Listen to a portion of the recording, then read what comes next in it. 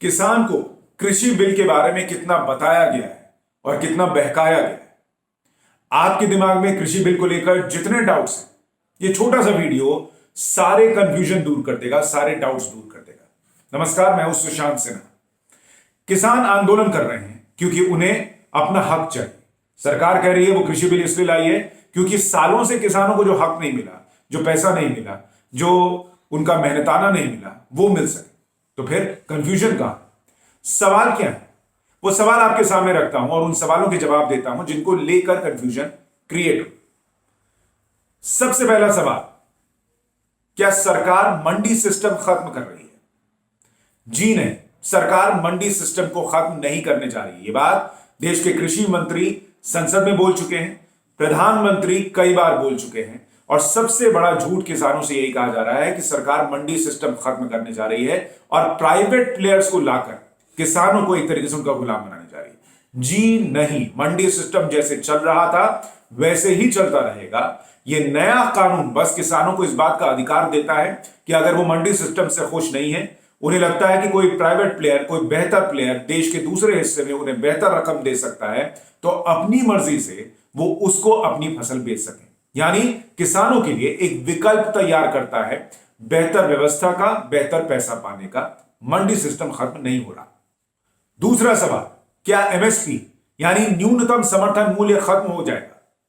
न्यूनतम समर्थन मूल्य भी खत्म नहीं होने जा रहा। यह सरकार, प्रधानमंत्री स्पष्ट कर चुके हैं।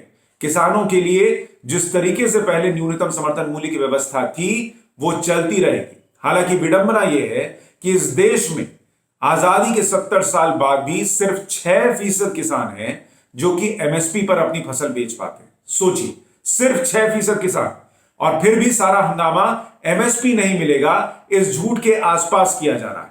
किसानों को बरगलाया जा रहा है कि अब एमएसपी नहीं मिलेगी। जब मंडी कायम है, सरकार कह रही है एमएसपी वैसी ही मिलती रहेगी, तो फिर हंगामा क्यों?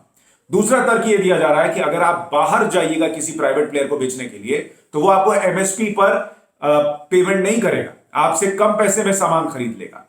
किसान अगर कम पैसा दे रहा होगा सामने वाला, तो फिर मंडी चला जाएगा। यही तो विकल्प है। अगर दोनों जगह आप एमएसपी का कैच तैयार कर दीजिएगा, एमएसपी की लिमिट तैयार कर दीजिएगा, तो किसान तो फिर उसी सिस्टम में रहा, तो फिर वो बाहर क्यों जाएगा? किसान को यह विकल्प दिया जा रहा है कि आप बाहर जाइए, सामने वाले व्यक्ति से बोलिए कि वहां मुझे इतनी एमएसपी पे मिल रही है, इससे ज्यादा दे सकते हो तो बताओ, इससे बेहतर दे सकते हो तो बताओ, इतना भी दे सकते हो तो बताओ। क्योंकि अगर वो एमएसपी पर बाहर भी बेच देगा तो कम से कम जो एजेंट जो है, जो अपना कमीशन लेता है, जो सरकार, राज्य सरकारें टैक्स लेती हैं, वो नहीं देना पड़ेगा। वो किसान को फायदा हो जाएगा। यानी एमएसपी जहां थी वहीं रहेगी, किसान को बेहतर विकल्प मिलेगा। तीसरा सवाल, क्या किसान कॉन्ट्रैक्ट फार्मिंग करेगा तो कम कीमत पाएगा? जी नहीं। इस बिल में सबसे बड़ा प्रावधान यह है कि अगर आप कॉन्ट्रैक्ट फार्मिंग के लिए जाते हैं किसी बड़ी कंपनी, किसी छोटी कंपनी, किसी मंझौली कंपनी के साथ, तो उस कॉन्ट्रैक्ट में यह साफ साफ लिखा होगा कि एक तो आपको कितनी कीमत अदा करेगी वो कंपनी, ये पहले से आप और यानी किसान और वो कंपनी मिलकर तय कर सकते हैं।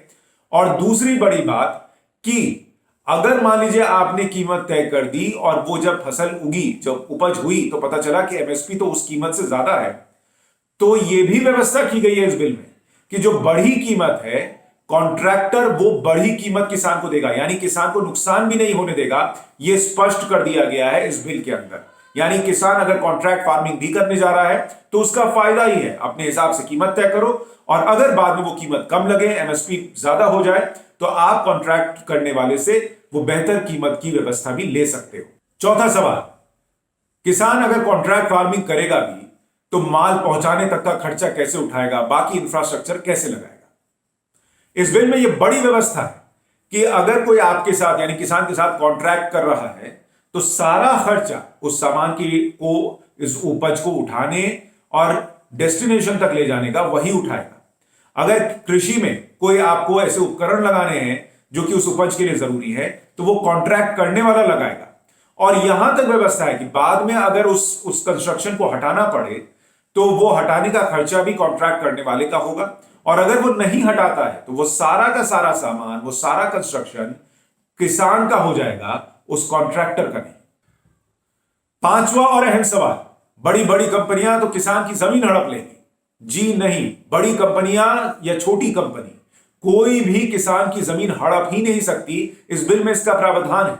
इस बिल में यह साफ साफ कहा गया है कि किसी भी कीमत में किसान अपनी जमीन को गिरवी रख के कॉन्ट्रैक्ट नहीं करेगा। यानी अगर कोई फसल बर्बाद हो जाए, अगर कोई दिक्कत आ जाए, तो किसान की जमीन किसान के पास ही बनी रहेगी। वो जमीन कोई अपने नाम नहीं लिखवा सकता। छठा सवाल, किसान को तो पेमेंट समय पर नहीं मिलेगी। बिल्कुल नहीं, इसकी भी व्यवस्था की गई कि पेमेंट उसी दिन की जाएगी। और अगर कोई ऐसी दिक्कत है जिसकी वजह से पेमेंट नहीं भी हो रही है, तो मैक्सिमम आपको 3 दिन में किसान को पेमेंट कर देना है। अगर आप कॉन्ट्रैक्ट फार्मिंग के लिए भी जा रहे हैं, तो उसमें भी ऐसी व्यवस्था की गई है कि अगर आप बीज के साथ उस कॉन्ट्रैक्ट फार्मिंग में जा रहे हैं, तो 2/3 पेमेंट पहले ही कर दी जाएगी। अगर इतना ही नहीं, यहां पर व्यवस्था यह भी है कि किसान को पेमेंट करने के लिए जो एक पोर्टल बनाया जा सकता है, जो एक व्यवस्था की जा सकती है, वो राज्य सरकारें क्रिएट कर सकती हैं कि पेमेंट कैसे किया जाए, जल्द से जल्द किया जाए और किसान को मिल जाए। ये राज्य सरकारें जिम्मेदारी निभा सकती हैं। राज्य सरकारों को किसानों को बरगलाने की बजाय इस व्यवस्था को बेहतर बनाकर किसान को मजबूत करना चाहिए। 7वां सवाल, किसान अगर कोई विवाद हुआ तो ऐसी स्थिति में निपटारे के लिए दौड़ता रह जाएगा।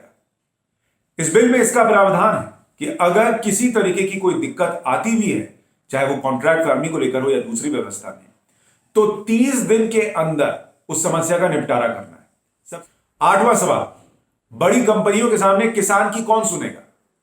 इसकी व्यवस्था भी की गई। जो कमेटी बनाई जाएगी सेटलमेंट के लिए, उसमें किसान की तरफ से भी व्यक्ति को शामिल किया जाएगा। यानी किसान जिस पर विश्वास करता हो उसको शामिल किया जाएगा, ताकि वो किसान का पक्ष रख सके। अगर किसान का पक्ष रखने के लिए कोई नहीं होगा, तो व्यक्ति की नियुक्ति एसडीएम करेगा। यानी किसान मजबूती से अपना पक्ष रखे, इसकी भी व्यवस्था इस बिल में की गई है। 9वां सवाल, किसान के साथ तो कंपनियां कोई भी किसी भी तरीके का करार कर लेगी, वो समझ ही नहीं पाएगा। इस बिल में साफ तौर पर कहा गया है कि जब करार हो रहा होगा, तो उस वक्त कोई भी व्यक्ति जो कृषि के कार्य से जुड़ा हुआ हो, वो उस करार के वक्त वहां मौजूद रहेगा और किसान की मदद करेगा उस करार को समझने के लिए। साथ ही बिल में यह प्रावधान है कि राज्य सरकारें यह सुनिश्चित करें कि जो करार होगा उसको किस तरीके से किया जाना है, और उसके लिए एक व्यवस्था तैयार करें ताकि वो बेहतर ढंग से हो सके और किसान के पक्ष में हो सके, यानी राज्य। 10वां सवाल, क्या पंजाब का किसान पहले से ही बहुत खुश है। जब एक प्रेस कॉन्फ्रेंस की गई आंदोलन कर रहे किसान नेताओं की तरफ से, तो उनसे कहा गया कि पंजाब और हरियाणा का कृषि मॉडल तो ऐसा है कि किसान जो है वो बहुत खुश है, जबकि ऐसा है नहीं। इस देश में जहां पर सबसे ज्यादा किसान आत्महत्याएं कर रहा है, उन टॉप 5 राज्यों में पंजाब का नाम भी शामिल है। अगर पंजाब में इतना ही बेहतर मॉडल है, तो किसान आत्महत्या क्यों कर रहा होता, क्यों किसान कर्ज के नीचे दबा हुआ होता अगर उसको उसकी लागत का हिस्सा मिल रहा होता। 11वां सवाल, क्या यह बिल किसान से पूछकर बनाया गया था। किसान नेताओं ने इस बात का भी जिक्र किया कि प्रधानमंत्री और उनकी सरकार ने क्या किसान से पूछकर यह बिल बनाया है उसके फायदे के लिए। आपको यह समझना होगा कि इस देश में लोकतंत्र है। लोकतंत्र में लोग अपने जनप्रतिनिधि चुनते हैं, और वो जनप्रतिनिधि उनके लिए, उनके हित में फैसला लेने के लिए वहां संसद में जाते हैं और कानून बनाते हैं। हर एक फैसला हर किसी से पूछकर नहीं लिया जाता। जितने भी कानून बनते हैं वो देश भर में सारे लोगों से पूछकर नहीं लिए जाते। हमारा सिस्टम ही यही है कि सरकारें जो बनी है वो लोगों ने अपना प्रतिनिधि तय कर दिया है कि आप हमारे लिए कानून बनाइए और ये सोचिए कि हमारे लिए क्या भला है। तो 12वां सवाल, क्या किसान की समस्याएं अब खत्म हो जाएंगी। किसान की समस्याएं अगर सिर्फ बिल आने से खत्म होने लगती तो फिर कोई दिक्कत ही नहीं थी। इस देश में आपको याद होगा कि निर्भया का मामला सामने आया और उसके बाद रेप को लेकर कठोर कानून बनाए गए, प्रावधान किए गए, लेकिन क्या रेप रुक गया? ऐसा नहीं है। रेप रोकने के लिए समाज में परिवर्तन और राज्य सरकारों की जिम्मेदारी भी बहुत है। पुलिस की जिम्मेदारी बहुत है। पुलिस की संख्या बढ़नी बहुत जरूरी है और समाज में बदलाव जरूरी है। उसी तरीके से यह बिल किसान के लिए एक बेहतर दरवाजा तो खोलता है, लेकिन उस दरवाजे से जब किसान इंटर करे तो वहां उसको सारी व्यवस्थाएं बेहतर ढंग से मिले, वो दरवाजा सबके लिए खुल पाए, उस दरवाजे तक सब पहुंच पाए, इसको सुनिश्चित करने में वक्त लगेगा। राज्य सरकारों को अपनी भूमिका निभानी होगी और तब जाकर यह बिल किसानों की जिंदगी को बदल पाएगा, ऐसा हम कहने की स्थिति में होंगे। आखिर में सिर्फ आपको इतना बताना चाहता हूं कि अगर इस देश में सिर्फ 6% किसान एमएसपी पर अपनी फसल बेच पाते हैं, तो वो कौन लोग हैं, वो कौन से किसान हैं जो इसी एमएसपी को लेकर इतना हंगामा कर रहे हैं। ये किसान उन 94% किसानों के लिए जिन्हें एमएसपी भी नहीं मिलती, उनके लिए कभी सड़क पर क्यों नहीं आए? सिस्टम में जो गड़बड़ी है उसके लिए इन्होंने आवाज क्यों नहीं बुलंद की? ये दर्द कहीं उन आड़तियों का तो नहीं जिन्हें कमीशन मिलता है किसान की फसल बेचने को लेकर? क्या उन राज्य सरकारों का तो नहीं जिन्हें टैक्स मिलता है उस मंडी सिस्टम के जरिए? क्या ये जो पूरा नेक्सस टूट रहा है उसका दर्द तो नहीं है ये? इस बात को सोचिएगा, क्योंकि किसान की स्थिति अगर पहले से मजबूत होती तो इस बिल को लाने की जरूरत ही नहीं होती। और अगर किसान की स्थिति कमजोर हो रही होती तो और कितनी कमजोर होगी ये सोचिए, जब किसानों को एमएसपी तक नहीं मिलती। किसान लगातार आत्महत्या करते हैं। यहां सवाल इस बात का है कि क्या पूरे देश के किसान शामिल हैं? करोड़ों किसान इस देश में, कितने दिल्ली बॉर्डर पर जमा है? सोचिएगा। इन सवालों के जवाब आपको मिले हैं, बिल को लेकर अपनी राय बनाइए। बिल में अगर कुछ अच्छा है तो उसके साथ खड़े होइए, और बिल में कुछ गलत है तो सरकार से बात कीजिए। दिल्ली को जैम कर देना, दिल्ली को चोक कर देना रास्ता नहीं। नमस्कार।